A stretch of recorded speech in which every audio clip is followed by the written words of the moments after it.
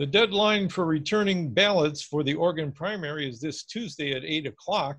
So if you haven't already turned in your primary ballot, make sure you get it to a drop box because it's too late to mail it. That also means that this week, later this week sometime, we'll be finding out the results of the Oregon primaries. So today we're going to take our last advanced look at the primaries, talking about some of the races that have attracted our attention. And welcome to Oregon News and Views from Social Advance. I'm Alan Zundel, and I am here with my colleagues, Charles Dunaway, my usual co-host, and Randy Prince, who is our co-producer, story editor, fact checker, and is at sea today. Yes. So let's take a look at the presidential race, first of all. Back in 2016, Bernie Sanders got 56% of the primary vote in Oregon against Hillary Clinton's 42%. That's a pretty good showing. But this year, Joe Biden is the only candidate still officially in the race. All the others have suspended, including Sanders. Yet Sanders is asking his supporters to go ahead and vote for him anyway in the Oregon primary so he can get more delegates to the national convention. Is that strategy going to make any difference? Charles, what do you think? No. I mean, no, it's not. I mean, what can they possibly do? They aren't going to win the first ballot. And, it's going to be, there's nothing they can really do with the platform. I mean, maybe a few things here and there, but nobody cares about the platform anyway. They're not going to let them do anything with rules that is meaningful. So, I think that it's, barring some kind of strange eventuality, which could happen, we can't see, I can't see what use it would provide. Doesn't seem to have really caught fire with many people that would need to vote Saunders instead of Biden. The issue is, what if Biden's not the presumptive nominee anymore? If something comes up,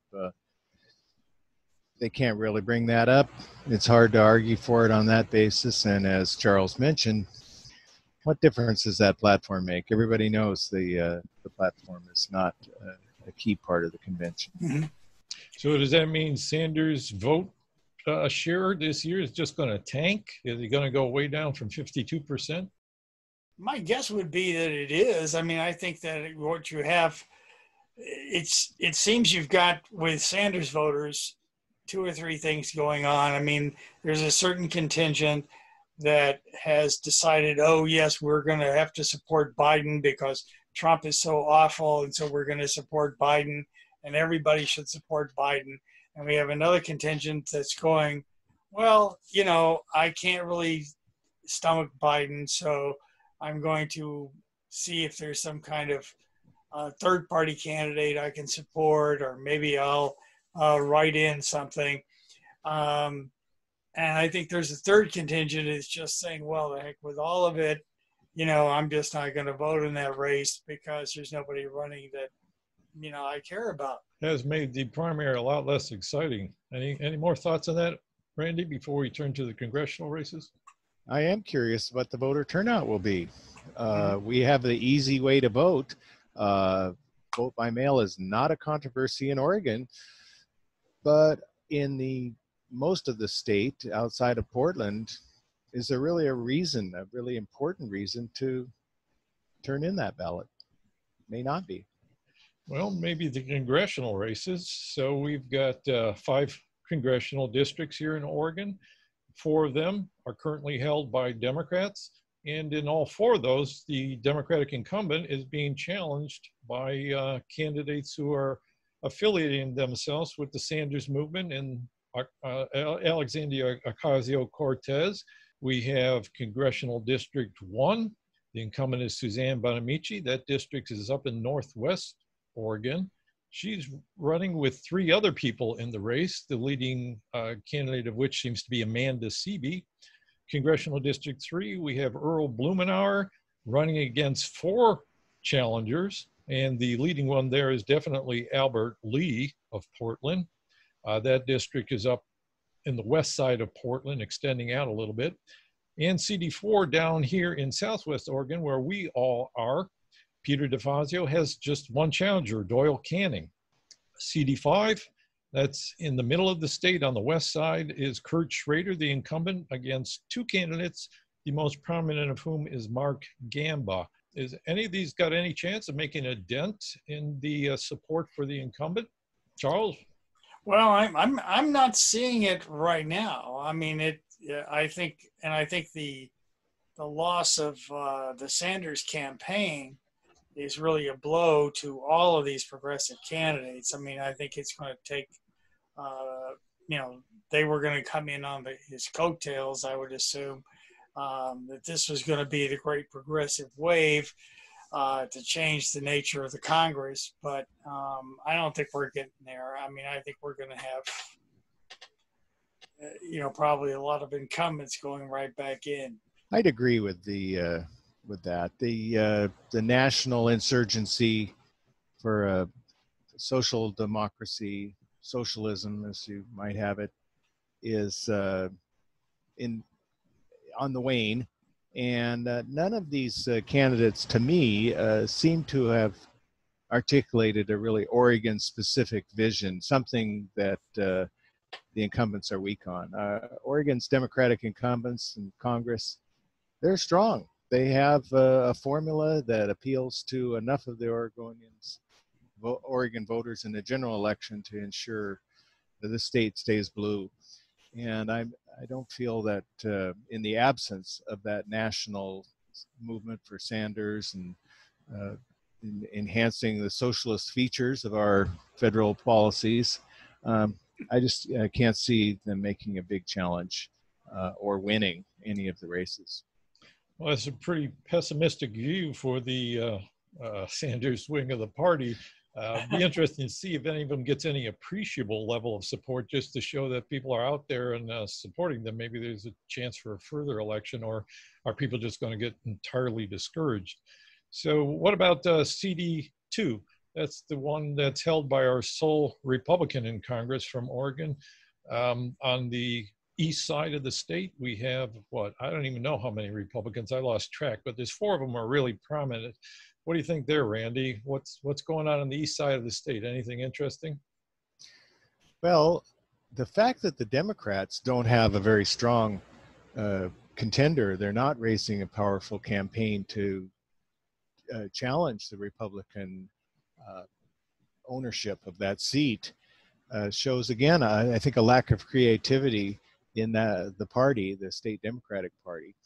On the Republican side, you wonder, how strong is the Trump movement? All of the candidates, Newt Bueller or Crumpacker, the leaders, they're going to pay homage to the great leader, Trump, just like you see at these daily press conferences. But they have more roots in Oregon Republican sentiments, the same sentiments that kept Congressman Bob Smith in office for many terms. And that seat has really belonged to Republicans.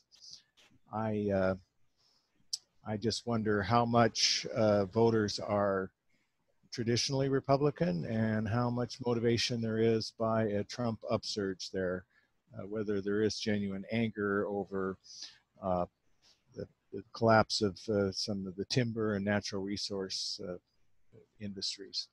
Well, I agree with you to an extent. For 3 of those leading candidates, I think Jason Atkinson, Cliff Benson, Newt Bueller are all fairly rooted in traditional Oregon Republican values, even though they are, bowing in the direction of President Trump. But I wonder about this Jimmy Crumpacker. He sounds like he came out of nowhere, just moved into the district. And if he wins, I'm going to really be kind of shocked at what the Republicans down there are thinking. Let's move on to that Oregon Secretary of State race. On the Republican side, not much of a race. Looks like Kim Thatcher is going to win that one. But on the Democratic side, we got a real race between 3 candidates, Jamie McLeod Skinner, Mark Hass, and Shemia Fagan. One of the biggest things distinguishing them right now is that Shemia Fagan has a lot more money. I think she raised more than both the others combined, even though she entered the race late. much more than $500,000. I think it was going upward of 600,000, whereas the others two got around 300,000 last time I checked. So what does that say for, I mean, Secretary of State is supposed to enforce any campaign limits that come down the pike. If somebody wins with a lot of campaign money, what does that say? Voters not paying attention. There does seem to be a real split here between the progressive perspective that gave birth to the Oregon system, you know, a referendum and recall, vote by mail, all of these things. And campaign finance reform is the hot topic. That's what's on our plate. And yet this race, where we have the revenge factor from the unions over what happened with PERS, is seeing the money directed to the candidate in a year when money makes a big difference.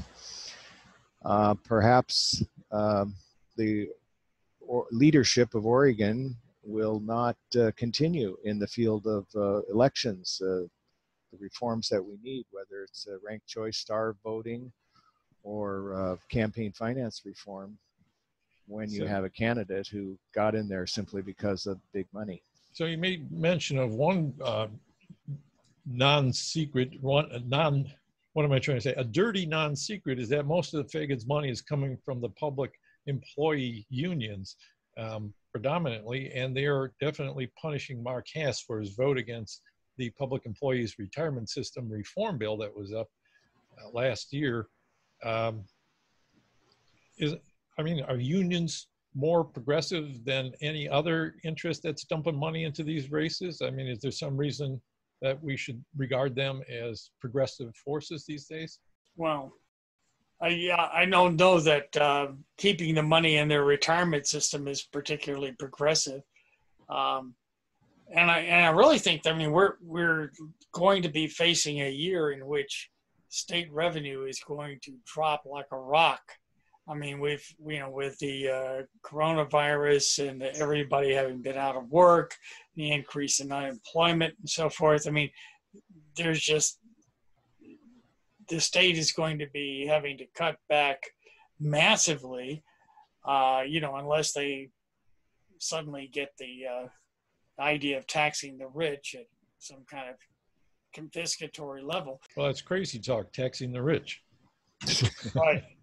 So let's move on. We got a little bit of time left. The state legislative races, not to go into detail on it, but what we've been doing in our show is predicting who's likely to win in those races. So what I did is I made up some slides here to show people my predictions for not only the winners of all the primary races in the state legislature, but also the winners in the general election 6 months from now. So the first one they're seeing on their screen is the Senate primary races. Just going to leave it up there briefly so that you can come back to it later if you want after the election's over and freeze frame it to tell how well I did. Where you see an X next to a particular district, that means no one filed for it. So the only winner for that particular party nomination could be a write-in vote.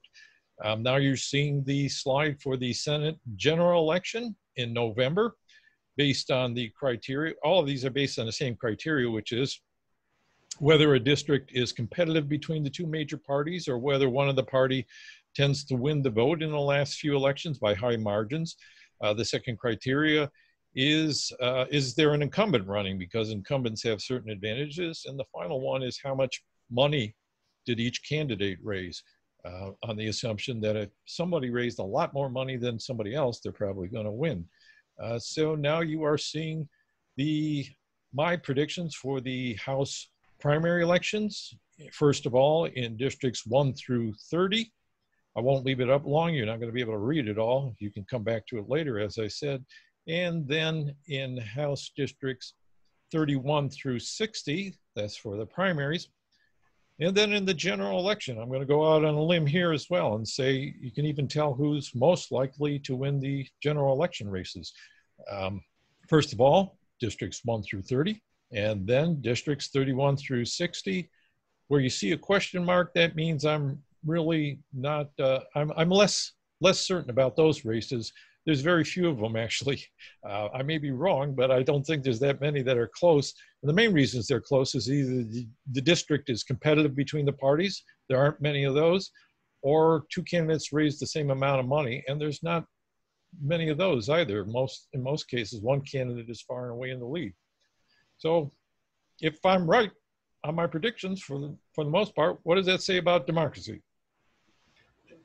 I would point out that this has been a long time pattern with the legislature in Oregon, finding a lot of competition there for a job that doesn't pay very much. And we have a polarized situation. Look at nonpartisan races in Portland, the race for Portland mayor and city commissioners. There's a lot of activity there, and a lot of candidates, a lot of money, people that are concerned about the real nuts and bolts of how government policies affect them. But at the state level, we're continuing with a not very competitive situation, and you got it. Money is more important in this election than ever before. You can't do those free things going out door to door. You're not going to get the free media in 2020 from newspapers that are in decline, television, media markets that are owned by national conglomerates. We still have the voters pamphlet, but earned media is at a low point, and so paid things like television advertisements and mailers are more important than ever. Advantage to the Republicans. Well, I think the state of democracy is probably a little bit better in Oregon than it is in a lot of other parts of the country, but that's not saying a whole lot. No, I think we're in some deep trouble democratically nationwide, I think. But okay, so once again, Oregon News and Views brings you cheer and uplift. It's always darkest before the dawn. I sure hope so. Oh yeah. All right, so next week we'll have the results of the primaries, as we assume we will. You never know this year what's going to happen. Maybe an earthquake this time, but if we're still around, we'll bring you the results of the primaries, see what happened, as well as how good my my political science background is in helping me predict what actually did happen. So you can reach us on our social media pages, particularly YouTube and Facebook, or you can go to our website and look at our videos page, where you will find this week's broadcast, as well as some other things, including Charles' podcast, A Wider View. Charles, what's coming down the pipe? Actually, the next Wider View is going to feature Barbara Boland, who is a foreign affairs and diplomacy reporter for the American Conservative, which would be the first time, to venture out and try to get a conservative viewpoint on U.S. interventionism around the world. So I think that'll be kind of interesting. Well, yeah, sounds great. So maybe we can get some more conservative voices on this show as well and get a dialogue started. Right. We need some provocation or something like that. Anyway, thank you all for joining us, and we hope we see you again next week. Right.